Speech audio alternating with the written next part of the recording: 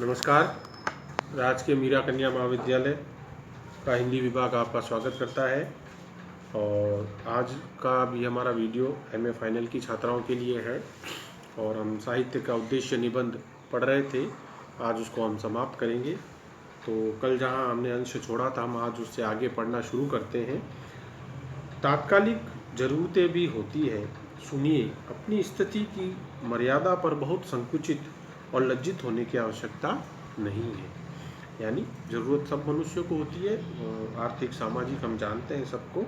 और अपनी स्थिति की मर्यादाओं पर संकुचित या लज्जित होने की ज़रूरत नहीं है। यानी जो भी हमारी है सीमा, जो हमारा जितना हमारा वजूद है या जितनी हमारी ताकत है या जो जितना हम सक्षम है, उसके लिए लज्जित होने की ज़रूरत नहीं है।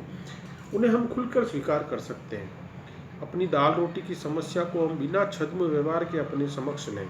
यानी जो हमारी मूलभूत समस्याएं हैं, हर मनुष्य रोटी कपड़ा मकान के जो है उस त्रिकोण में उलझा होता है। और अगर हम उस समस्या को बिना छद्म व्यवहार के लेते हैं तो वो जो है सॉल्व भी हो जाती है। ऐसी कोई बात नहीं है।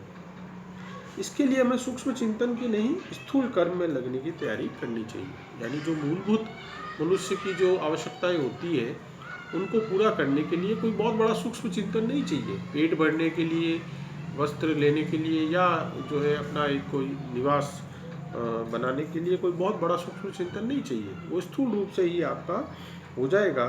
लेखक के लिए स्वतंत्र अभिव्यक्ति एक दृष्टि से असंभव है, जब तक कि कम चेष्टा से वह स्वावलंबन की स्थिति ना प्राप्त कर ले। यानी जब तक लेखक स्वतंत्र अभिव्यक्ति तब तक नहीं कर सकता जब तक कि वो एक स्वावलंबन की स्थिति में नहीं आ जाए। अब मान लीजिए लेखक को अगर आर्थिक रूप से ही वो कमज़ोर है या उसके पास आय का कोई स्रोत नहीं है, तो फिर आप कैसे उसकी कल्पना करोगे? अगर वो सक्षम नहीं होगा तो वो अपनी स्वतंत्र अभिव्यक्ति कर पाएगा। उसको किसी ना किसी की पक्ष में अपनी अभिव्यक्ति करनी पड़ेगी, जो उसको पैसा देता है। रीतिकाल में हमने देखा कि जितने कवि होते थे रीतिकाल में, वो राजाओं का ही जो है चित्रण, गुणगान और उनका ही सब कुछ महिमा मंडन करते थे। क्यों करते थे? क्योंकि उनकी जो रोटी कपड़ा मकान का जो सोर्स था, वह राजा के द्वारा दिया हुआ दान, वजीफा या जो जागीरी होती थी, जो पैसा वो देते थे, उसी के कारण उनका जीवन जो है उतना वैभवशाली और चल पाता था। तो फिर कैसे संभव है कि आप उसी राजा की आप उस तरह से आलोचना कर देंगे या उसकी कठोर आलोचना आप करेंगे? समता का धरातल अथक कर्म से ही प्रसूत हो सकता है। यानी जो बराबरी का हमारा एक जो समता का धरातल होता है, वो किससे आएगा? अथक कर्म से ही आएगा। यानी अगर हम सभी लोग बराबर मेहनत करें तो जो है समानता जो है इस दुनिया में जो है वो अपना आप ही आएगी। यहाँ जैनेंद्र जी की दृष्टि जो है हमेशा से ऐसी रही है कि वो समस्याओं को व्यक्तिगत स्तर पर ले जाते हैं। ये उनके साहित्य की महत्वपूर्ण भूमिका है कि वो समस्याओं का जो है कष्टों का निवारण जो है वो व्यक्तिगत स्तर पर चाहते हैं, और दूसरे साहित्यकार उनका निवारण संस्थागत या सामाजिक या देश के स्तर पर चाहते हैं। मान लीजिए कि जैसे बेरोजगारी है, तो जैनेंद्र चाहेंगे कि आप स्वयं उस दिशा में प्रयास करें तो आपकी बेरोजगारी दूर होगी। जैनेंद्र इस तरह से उपाय देते हैं। और अगर हम दूसरे साहित्यकारों के पास जाएंगे तो वो ये कहेंगे कि उस जो है इस बेरोजगारी को दूर करने के लिए राज्य या जो है वो संस्था जो है वो काम करे तो जो है सबकी दूर हो। इस तरह से जैनेंद्र हमेशा समस्याओं का व्यक्तिगत समाधान जो है देने का करते हैं। ये उनके एक चिंतन और साहित्य की जो है वो प्रवृत्ति है। नहीं तो श्रेणी चेतना पैदा होगी और वो भीतर से काटती रहेगी। यानी अगर बराबरी के लिए सभी लोग प्रयास नहीं करेंगे और परिश्रम नहीं करेंगे तो जो है वह हमारे अंदर एक क्लासिफिकेशन हो जाएगा। एक बहुत सक्षम हो जाएंगे, दूसरे कमज़ोर हो जाएंगे और एक बहुत कमज़ोर हो जाएंगे। यानी ये जो हम बराबरी का जो एक हम सोचते हैं, वह जो है बराबरी नहीं आ पाएगी। अतः क्या तो व्यक्तित्व के लिए और क्या फिर संघ के लिए स्थूल कर्म की आवश्यकता अनिवार्य है। तो स्थूल जो कर्म है जो उसके लिए हमारे जो है वो उसको बहुत ज़रूरी है व्यक्तित्व के लिए। चिंतन और कर्म, स्व और पर, मैं और तुम, इनमें सख्य संबंध हो। यानी ये जो हमारे आजकल एक फ़र्क आया है चिंतन और कर्म में, जिसको हम शब्द और कर्म भी कह सकते हैं। हम बोलते कुछ और है और हमारा कर्म कुछ और होता है, या हमारे कर्म कुछ और है और हम बोलते कुछ है। चिंतन और कर्म में फ़र्क है, स्व और पर में फ़र्क है। मेरे लिए जो फ़ायदेमंद चीज़ है मैं तो उसी को देखता हूँ, दूसरों के लिए वो नुकसानदेह हो सकती है इसकी मैं चिंता भी नहीं करता हूँ। ये जो फ़र्क है मैं और तुम का, इसमें सख्य संबंध हो। यानी इसके अंदर एक मित्रता का भाव होना चाहिए। हम दूसरे लोगों का भी हित का सोचें अपने बारे में सोचने से पहले। आप अपने उदयपुर की सड़कों पर आप देखते होंगे लोग बेवजह के हॉर्न बजाते हुए निकलते हैं, बेवजह की गाड़ियाँ इतना तेज चलाते हैं, बेवजह। तो वो क्या सोच रहे हैं? वो दूसरों का हित नहीं सोच रहे, बेवजह का चिल्लाते हैं वो। तो ये जो होता है, ये होता है पर चिंतन नहीं कर पाना। दूसरे हमारे कारण कितने कष्ट में आ रहे हैं, हम इसको नहीं सोच पाते। ऐसा आदर्श जमाना होने में आ जाए जब एक और दूसरे के बीच में स्नेह हो, सहयोग हो, स्पर्धा हो और द्वेष ना हो, यही साहित्य का आदर्श है। यानी जैनेंद्र के अनुसार ऐसा आदर्श समय जो है अगर आ जाए जहाँ एक दूसरे के बीच स्नेह हो, सहयोग हो, और ये सभी साहित्यकार कहते हैं, ये दुनिया का कोई भी साहित्य उठा लीजिए, वो हमेशा यही कहेगा, अल्टीमेट साहित्य का वो मोटिव जो है, उद्देश्य, वो क्या बताएगा कि स्नेह होना चाहिए, लोगों के बीच में सहयोग होना चाहिए, स्पर्धा होनी चाहिए, द्वेष नहीं होना चाहिए। यही साहित्य का एक आदर्श या उद्देश्य होना चाहिए। फांसी और युद्ध खत्म नहीं हो सकते। जैनेंद्र कितने साल पहले ये बात कह रहे हैं कि फांसी यानी एक तरह से अपराध होना या उस तरह के काम होना जिसका परिणाम फांसी होता है, और युद्ध खत्म नहीं हो सकते। ये जो छोटी मोटी लड़ाइयाँ हमारे यहाँ होती रहती है वो सब वो नहीं खत्म हो सकते। फिर न होंगे, परंतु अपराधी को जज प्यार कर सके, ये तो हो सकता है। लेकिन ये तो हम कर सकते हैं कि जो निर्णय करता है वह उस अपराधी को समझे और उसको जो है वो प्रेम करे, यानी उसकी स्थिति को समझते हुए उसको मुख्य धारा में लाने का प्रयास करे। उसने अपराध क्यों किया? अगर कोई भूख से, गरीबी से अगर कोई चोरी करता है तो उस मनुष्य को, ये कहना चाह रहे हैं जैनेंद्र जी कि आप उसको स्नेह से अगर जज उससे बात करेगा, उससे करेगा, तो वो समझाएगा कि वो भूख से या गरीबी से उस कारण उसको चोरी करनी पड़ी। तो इस तरह का अगर समझाइश और फिर उसको वो अवसर मिले तो जो है फिर समस्या का समाधान होता है।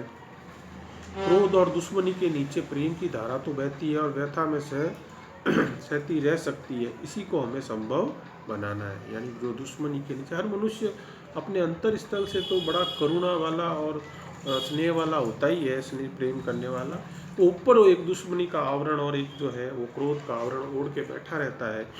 यह भावना के प्रचार से न हो जाएगा, स्थूल सेवा कर्म को भी हाथ में लेना होगा। यानी ये केवल बातों से नहीं होगा, अनुभूति से नहीं होगा, इसके लिए हमें काम करना पड़ेगा।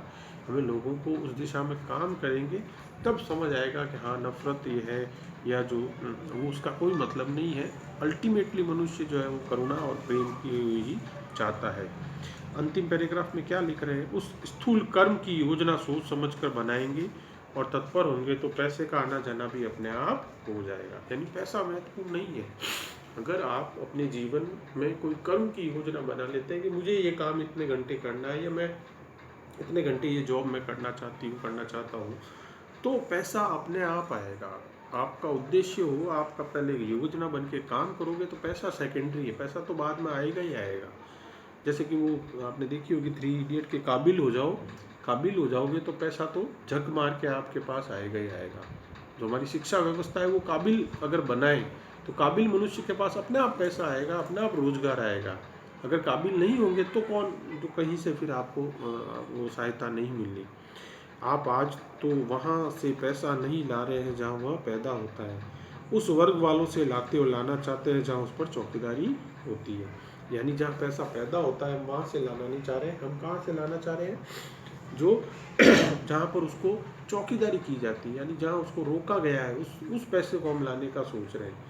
जबकि जहाँ पैदा होता है, आप मेहनत कीजिए, किसान बनिए, आप खेती में जाइए, आप सब्जी का काम कीजिए, तो वहाँ आपको अपना पैसा मिलेगा उसका। आप खुद देख लीजिए कि जो एक रिटेल में सब्जी का दाम होता है वो कितना गुना होता है और एक जो किसान उपजाता है उसके में कितना फ़र्क होता है। अगर आप उस बिजनेस में चले जाते हैं तो आपको कितनी मामूली दर पर जो है, हम प्रगतिशील किसानों की कई बार अखबारों में आपने देखा होगा खबरें छपती रहती है कि वो जो है 2-2, 3-3 लाख रुपए अनार की खेती से, ग्वार पाठी की खेती से, बहुत सारे ऐसे नवीन इनोवेशन करके वो लोग पैसा कमा रहे हैं। तो ये चीज़ जो है वो होती है, मतलब आपको सक्षम करने के लिए।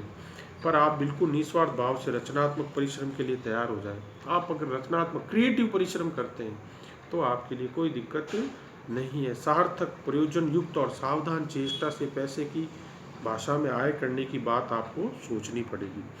यानी आपको अगर पैसा कमाना है तो सार्थक प्रयोजन युक्त, यानी जिसका कोई उद्देश्य हो और सावधान चेष्टा से पैसे की भाषा में आय करने की बात करनी होगी। यानी अगर आप अपना उद्देश्य साफ और पवित्र रखेंगे, एक अच्छे कर्म को आप करेंगे, तो आपका पैसा जो है वो आपके पास आना लगेगा। आपका भावनात्मक आदर्शात्मक चिंतन चला चले, इस संभवता के लिए आपसे शुष्क परिश्रम की आशा भी की जाती है। यानी आपसे ये सोचा जाता है कि आप चिंतन जो है आदर्शात्मक और इमोशनल चलता रहे, इसलिए आप जो है वह शुष्क परिश्रम भले ही आप जो है आपसे ऐसा किया जाता है कि आप बिल्कुल उस तरह से काम करें। कोई भी संघ बन नहीं सकता जब तक स्वेच्छित उत्साह उसके पीछे ना हो। संघ यानी यहाँ पे कहने का तात्पर्य यूनिटी, एक समुदाय, एक संगठन। यानी मान लीजिए कि आप अपने गांव में साफ सफाई के लिए एक कोई छोटा युवाओं का ग्रुप बनाना चाहते हैं, तो तब तक नहीं बन सकता जब तक स्वेच्छित उत्साह ना हो। यानी लोग इच्छा से आकर नहीं जुड़ेंगे उसमें, कोई कानून या कोई उस तरह से नहीं उसको फॉर्मेट कर सकता। बच्चे खुद ही उत्साह से आ जाएंगे, हाँ हम अपनी गली को साफ रखेंगे और हम ये 5 बच्चे, ये हमारा ग्रुप है, ये संघ है। तो आप जो है फिर अपना आप स्वैच्छिक उत्साह आता है, तो अपना आप जो है बच्चा जो है वो या कोई भी व्यक्ति काम करता है। अंशोत्सर्ग अहम का भी करना होगा और कुछ मात्रा में हमें अहंकार भी छोड़ना पड़ेगा। वो तो समूह में जब भी आप जाओगे तो सबसे पहले तो अहंकार ही छूटता है। कई लोगों को हम देखते हैं वो अकेले ही रहते हैं। अकेले क्यों नहीं अकेले रहते? क्यों? उनके दोस्त और मित्र बहुत सारे नहीं होते, क्योंकि उनका अहम उनसे नहीं छूटता है। और समूह में लोगों से आप ग्रुप में रहना चाहते हो, बहुत से लोगों से आप हंस बोलना चाहते हो, तो आपको अहंकार छोड़ना पड़ता है। आज लेखक मानव जाति को तो प्रेम करता है पर पड़ोसी की कीमत पर। यानी मनुष्य अपने पड़ोसी से बात नहीं कर रहा है, उससे प्रेम नहीं कर रहा है, और मानव जाति से जो है वह बातें करता है कि देखिए शहर में ये है, वो जो है अस्पताल में जो है किसी को फल फ्रूट बांटने जा रहा है, वहाँ सेवा कर रहा है, बाहर कहीं किसी चौराहे पर सेवा कर रहा है, और जो है अपने ही पड़ोस में किसी का सर फोड़ रहा है। तो ये जो प्रवृत्ति है, ये कहना चाह रहे हैं कि वो जो है दिमाग दूर जाता है, आसपास तक हाथ ही रहते हैं और पहुंचते हैं। दिमाग की उस उड़ाऊ वृत्ति पर अंकुश आपका ये सेवा कर्म ही डाल पाएगा। यानी जब आप सेवा कर्म के रास्ते पर चलोगे तो जो मानसिक जितने तरह के आपके जो विकार होते हैं, जिस तरह की आपकी वो उड़ाऊ प्रवृत्ति जो एक उड़ने वाली वो चीज़ होती है, वह उस पर अंकुश कर पाएगा। इस मर्यादा के भीतर बौद्धिकता विधायक होती है, अमर्याद होकर नाश करने लग जाती है। यानी अगर हम एक मर्यादा, एक अंकुश अपना कर लेते हैं, तो जो भी हमारी बुद्धि बौद्धिकता है वो जो है सही रास्ते पर जाती है, अन्यथा जो है वो फिर तो नाश ही करती है। दूर जाने के लिए पास की मर्यादाएं और यथार्थताएं आपको बाधा जान पड़ेगी, वह आपकी दौड़ को सरपट नहीं होने देगी। अगर कहीं आप दूर जाना चाहते हैं, कोई जीवन में बड़ा लक्ष्य या कोई ऐसा कार्य करना चाहते हैं, तो जो पास की मर्यादाएं और जो रियलिटी होती है वो आपको बाधा जान पड़ती है। यानी हम शहर से बाहर नहीं जाते कई बार पढ़ने के लिए, या कई बहुत अच्छे संस्थान में हम नहीं जाते, क्योंकि हमारे पास की बाधाएं हमको वो लगती है, अरे क्या ये लोग सोचेंगे, कहेंगे। मगर श्रद्धा है तो आपको वही बल और उत्साह देगी। वांग्मय का तो साम्राज्य है। वांग्मय पुराने समय में साहित्य को कहते थे, यानी जब हम वांग्मय कहते हैं तो उसका मतलब साहित्य ही होता है। संस्कृत काव्य शास्त्र में वांग्मय मतलब तमाम तरह का ज्ञान का जो चीज़ें होती थी वो सभी वांग्मय कहलाती थी। उसमें साहित्य, ज्ञान, दर्शन सब आ जाता था।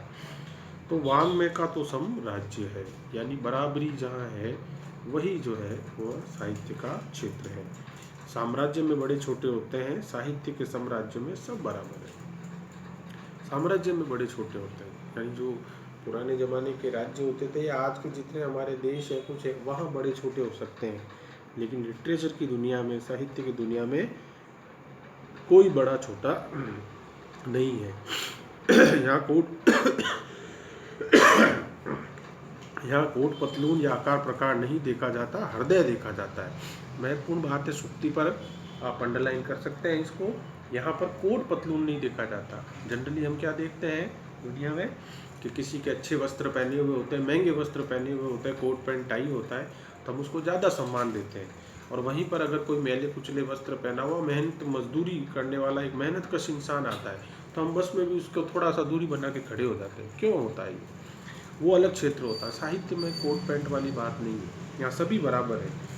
इंसानियत और आत्मा मांगी जाती है, बिल्लों और नारों से जांच नहीं होती। साहित्य की दुनिया में क्या है? इंसानियत है, वहाँ मूल्यवान वो है। बिल्लों और नारों का जांच नहीं होती। बिल्ले जो क्या होते थे पहले जब हम छोटे थे, अब तो कम हो गए ऐसे, तो जब चुनाव होते थे तो अलग अलग ऐसे लोहे के, प्लास्टिक के स्टिकर टाइप बनते थे, वो आप शर्ट पे कहीं पे भी पिन से लगा सकते थे, उनको कहते थे बिल्ले। यानी बहुत तरह तरह के अलग अलग पार्टियों के आते थे, और बड़ा उस समय शुरू में इकट्ठा करने का हमको भी शौक होता था, और सभी पार्टियों के कर लेते थे हम तो। तो अच्छे वाचालों से साहित्य को पुष्टि नहीं मिला करती। भाषा साहित्य में मौन के बल से बोलती है, यानी ज़्यादा बोलना जो है वो कोई गुण नहीं है, या उससे कोई फर्क नहीं पड़ता है। अच्छा साहित्य अगर होगा तो वो कम शब्दों में भी बोलेगा, वो भी जो है बहुत असरकारक होगा। प्रेम भला कभी मुखर हुआ है, और मौर्खर्य मूर्खता को भी कहते हैं। और आप जानते हो ज़्यादा बोलना, बहुत ज़्यादा बोलना मूर्खता की भी निशानी होती है। उसको जो है हम जो है मूर्खता ही कहते हैं। सृष्टि चुपचाप होती है, ये दुनिया जो है वह चुपचाप अपना काम करती है, बोलती नहीं है सृष्टि। आपका काम भी सहज और चुपचाप होना चाहिए। आपका काम भी सहजता से और बिल्कुल चुपचाप होना चाहिए। जो बहुत ज़्यादा बोलते हैं, एक बहुत प्रसिद्ध मुहावरा आप जानते ही हैं, जो गरजते हैं वो बरसते नहीं, कब से सुन रखा है। शोर के दौर होते हैं जो अनवरत हुआ करते हैं, उसमें कोलाहल नहीं होता। आपका अनवरत कर्म चलना चाहिए जैसे प्रकृति का, और वह प्रकृति प्रेरणाओं से होना चाहिए, कृत्रिम आकांक्षाओं से नहीं। और आपके तमाम जो कार्य हैं वो नेचुरल प्रेरित होने चाहिए, आपके अंदर से आना चाहिए। अगर आपके अंदर से आपको लगता है कि मुझे LLB करके, लॉ करके मुझे वकील बनना है, तो आप बनिए, आप उसी दिशा में जाइए। वो अंदर से आपको इंट्यूशन होना चाहिए। ये नहीं कि मैं आपको कह रहा हूँ कि आपके लिए ये करना है तो आपको उस दिशा में, आप अपना इंट्यूशन देखिए कि मुझे रेस्टोरेंट खोलना है, या मुझे इस तरह का कोई अपना प्रोडक्ट बनाना है, तो वो आप अपने अंदर से कीजिए। वही जो है प्रकृति प्रेरणा होती है, कृत्रिम आकांक्षाओं से नहीं।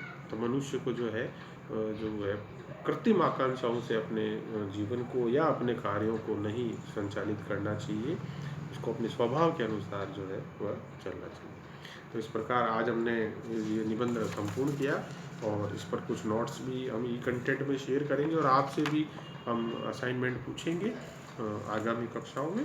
तब तक के लिए धन्यवाद।